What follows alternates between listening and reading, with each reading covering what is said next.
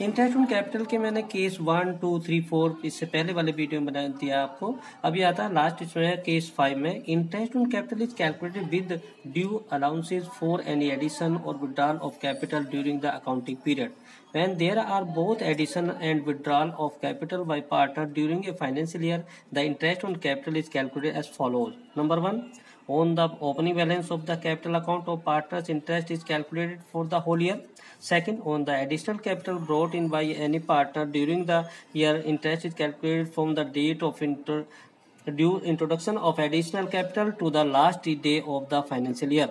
Third, on the amount of capital withdrawn other than usual times during the year, interest for the period from the date of withdrawal to the last day of the financial year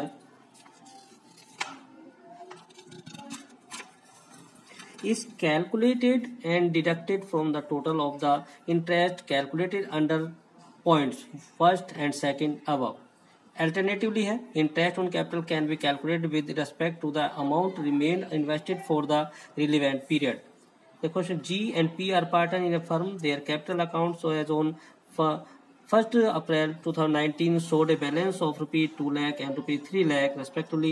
On July 1st 2019, G introduced additional capital of rupees 50,000 and P rupees 60,000. On October 1st 2019, G withdrew rupees 30,000 and on January 1st 2020, P withdrew rupees 15,000 from their capital. Interest is allowed at the rate 8% per annum. इसे calculate किया गया, calculate interest on capital. पहला first method हमारे पास interest on these capital निकाला, particular detail amount हमने लिखा, particular लिखा पहले interest on rupees 2 lakh for full year का, 2 लाख 8% हमारे पास 16,000। फिर add interest on rupees 50,000 for 9 month, July 1st से 31 मार्च, क्योंकि हमारे पास क्लोजिंग 31 मार्च की है तो 31 मार्च का हमसे कैलकुलेट करेंगे।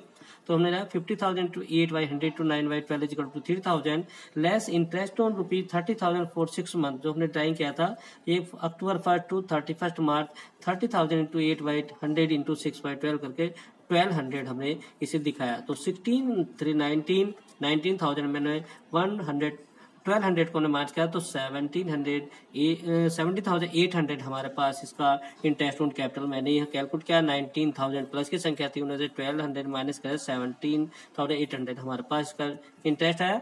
दूसरा हमने interest on P's capital particular detail ये भी उसी तरह से बनाया। तो हमने लिखा interest on rupees 3 lakh for full year 3 lakh 8% 24,000, add interest on rupees 6,000 for 9 month, July 1st to 31 March तक 60,000 8% निकाल 9 मंथ का हमने 3600 और लेस किया इंटरेस्ट ऑन जो 15,000 हमने जो ड्रा किया था capital for 3 month January to 31 March 15,000 8/100 3/12 का 300।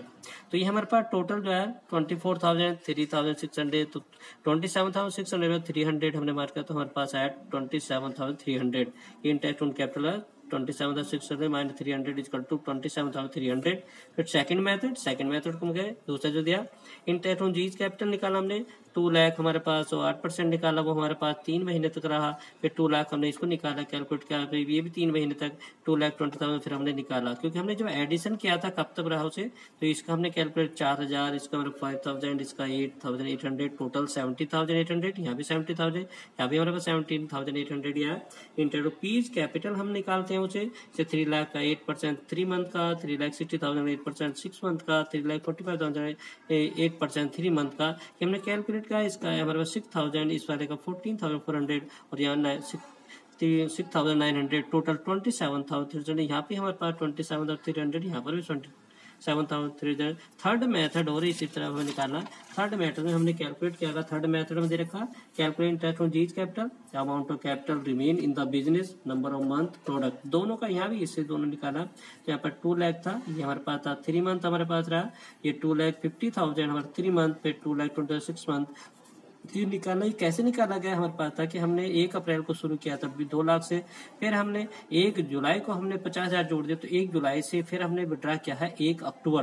तो जैसे 1 अप्रैल से 1 जुलाई तक हमारे पास 3 मंथ, अप्रैल मई जून, फिर हमारे पास हमने जुलाई में हमारे पास 2.5 लाख रुपए हो गए, जुलाई से अक्टूबर तक है, जुलाई अगस्त सितंबर, पूरे 3 महीने हमारे पास ये, और फिर 1 अक्टूबर से 31 मार्च तक 6 महीने हमने कैलकुलेट किया। जितनी अमाउंट टोटल प्रोडक्ट हमारे पास 26,70,000 हमारे पास अमाउंट आई।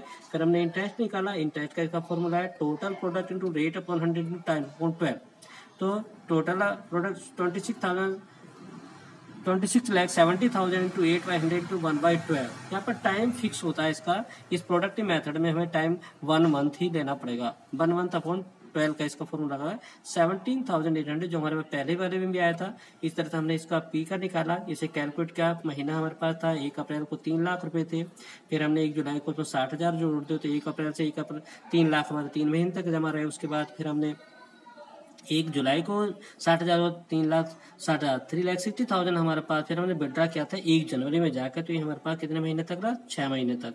1 जुलाई से 1 जनवरी तक हमारे पास 6 महीने। फिर 1 जनवरी को हमने निकाला 1 जनवरी से था, क्योंकि ये 1 जुलाई से 1 जनवरी तक था 6 महीने। फिर 1 जनवरी से 31 मार्च तक कैलकुलेट 3 महीने। इन्हें कैलकुलेट करके टोटल अमाउंट 40,95,000 है। उसी को भी हमने फॉर्मूला लगाया, और फॉर्मूला लगाकर हमारे पास ये टोटल अमाउंट आई। इसमें in this method time period are fixed 1 month का। तो अभी इसमें एक चीज हम दिखाते हैं आपको कि हमारे पास यहाँ पर भी पी का जो था, पी का यहाँ पर भी 17,800, यहाँ पर भी 17,800, और यहाँ पर भी 17,800 आया। उसी तरह से हमारे पास दूसरा था हमारा जो था पी का निकालना था। पी का यहाँ पर था 27,300, यहाँ पर भी 27,300, और यहाँ पर भी 27,300।